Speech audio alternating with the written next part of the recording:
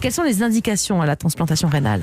Alors d'abord, même si on n'a pas assez parlé du foie et du cœur... non, c'est toujours trop court, Gilbert. Je dois souligner que le rein, c'est celui qui est ignoré, méprisé, alors qu'il est absolument exceptionnel. Vous lui avez consacré un livre. Je lui ai consacré un livre et je l'aime. Ça fait 30 ans, 40 ans que je suis avec lui. Tout simplement parce que le rein peut être agressé. Alors, il va être agressé par plusieurs choses. La première, c'est lorsqu'on a un diabète, une hypertension artérielle. Ce sont les premières causes. Le diabète, ça va bientôt être la moitié des causes de transplantation rénale. Donc, c'est notre mode de vie. C'est la folie de cette société.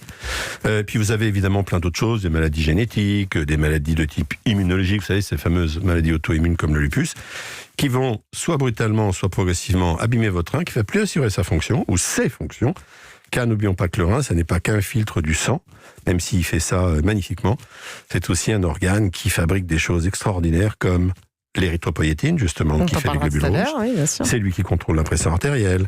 Et c'est aussi lui qui active la vitamine D. Donc c'est un organe complexe, magnifique, qu'il faut vous aimez beaucoup, sauvegarder. On le sent.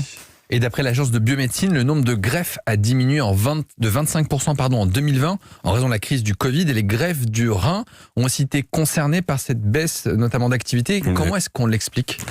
Alors effectivement, malheureusement, on a baissé l'activité, ceci pour au moins 2 raisons. La première, c'est qu'on a fermé nos activités. Mars, avril, mai. Alors, le cœur et le foie, mais ceux n'ont pas fermé, sinon les gens vont mourir. Mais nous, en fait, on a la dialyse. Et donc, on a considéré... C'est vous qui avez baissé le plus, 29% de greffes en moins pour les reins. On a considéré qu'on pouvait différer. Et à l'époque, on a différé parce qu'on avait peur que nos patients attrapent la Covid alors qu'ils étaient fragilisés par la chirurgie et l'immunosuppression. Puis la deuxième raison, c'est qu'on a moins de reins. On a moins de reins disponibles. Rappelez-vous que pour transplanter... Alors, il y a 2 éléments. Il y a moins d'accidents, mais il y a surtout une autre chose, c'est que quand vous avez toutes les réanimations et les chirurgiens qui sont obligés de s'occuper de la Covid, eh ben, ils ne peuvent pas être disponibles pour faire des prélèvements, tout simplement. Donc on essaye de rattraper, mais c'est compliqué, et ça veut dire qu'il y a des gens qui vont rester plus longtemps en liste d'attente, ce qui bien sûr est un problème. La greffe rénale, elle peut, comme le foie, on en a déjà parlé un petit peu tout à l'heure, être faite à partir d'un donneur vivant. Ça représente quelle part des greffes rénales ? Je crois qu'il y a des pays qui font mieux que nous, parce que c'est la meilleure option, je crois, de prendre un donneur vivant. Alors oui, on aimerait bien. Nous, on fait que 10-12%. Et vous avez des pays comme la Norvège, c'est 40-50%. Donc on n'en fait vraiment pas beaucoup. Or, c'est à peu près en ce moment la seule façon d'augmenter le nombre de transplantations. On en fait à peu près 3500, alors qu'on a 15 000 personnes qui sont en liste d'attente. Et on rappellera, et c'est très important, que lorsqu'on prélève une personne, cette personne peut vivre normalement avec son rein, parce que bien entendu, on a vérifié qu'elle était en bonne santé. Donc on ne la met jamais en danger. Oui, ça veut dire que même par rapport à la population en général, une personne qui va donner son rein, elle a le même espérance de vie, le même niveau de santé ? Absolument. Oui, et une nouvelle fois, ce qui est très important, c'est que ce prélèvement n'est fait qu'après un bilan extrêmement minutieux, un bilan de santé mais très complet, qui nous permet de vérifier que cette personne n'a strictement aucun problème. Le moindre problème médical devient une contre-indication médicale, devient une contre-indication. Donc on ne met pas les donneurs en danger, jamais. Et vous allez même plus loin, vous dites que les gens qui donnent un rein, ce sont des gens très particuliers, des gens exceptionnels. Oui, je trouve. Et alors évidemment, là ça dépasse le simple cadre du médecin. Je suis très sensible à la résilience, à l'empathie. Et lorsque vous acceptez de faire un don de vous, de faire, même si on vous dit que vous n'êtes pas en danger, c'est quand même un geste qui est très particulier. Ça signifie que ces personnes ont une empathie qui est absolument exceptionnelle, et cette capacité d'empathie envers l'autre, je trouve qu'il faut absolument la saluer. Oui. Pourquoi est-ce qu'on veut absolument greffer les gens ? On a la dialyse, ça marche, on n'a pas de traitement de suppléance du foie. Pour le cœur, c'est simplement transitoire.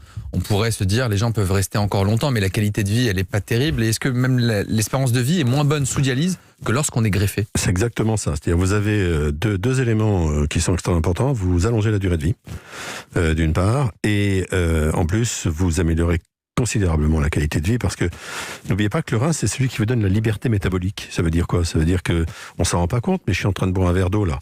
Pourquoi ? Parce que mon rein va l'éliminer. Votre café, ce que vous mangez en trop. Quand on est en dialyse, on n'a plus d'urine. On fait plus pipi quand on est en dialyse. C'est spécial, c'est bizarre. Et donc, on est obligé de restreindre ces boissons, par exemple, tout compris, 1 litre par jour, c'est pas beaucoup, je peux vous dire. Et la séance de dialyse, allez, aussi belle qu'elle soit, c'est pas parfait, 3 fois 4 heures de dialyse, c'est 7 heures de fonction, c'est 7% de fonction rénale, c'est tout. Et donc, ça ne remplace pas du tout. On se sent beaucoup mieux avec une transplantation rénale, et en plus, on vit plus longtemps, donc évidemment, c'est beaucoup mieux. On est un peu dans les coulisses avec vous, on va terminer par ça. Ce qui est étonnant, c'est que le rein qu'on va mettre à la place du rein malade. On le met pas du tout à la place, enfin pas forcément, en tout cas à la place de l'ancien rein. Absolument. Et on n'enlève pas d'ailleurs celui qui est malade. Non, toujours. on laisse les deux qui sont malades ou celui qui est malade et on le met devant, vous savez, là, à droite en bas, la fosse iliaque, là où il y a l'appendicite, là, quand il y a l'appendicite, donc à droite ou à gauche. Pourquoi ? D'abord parce que c'est beaucoup plus facile à mettre en place, ça marche aussi bien. Ce serait une chirurgie plus compliquée d'aller enlever les reins pour le mettre et ça sert à rien. Les reins qui marchent plus, ils nous gênent pas. Donc on le met là et en plus, un dernier avantage, c'est qu'on le sent sous la main. Ah oui. Et donc pour l'examiner, c'est pratique. Pour le surveiller, pour vous, c'est plus simple. S'il est douloureux.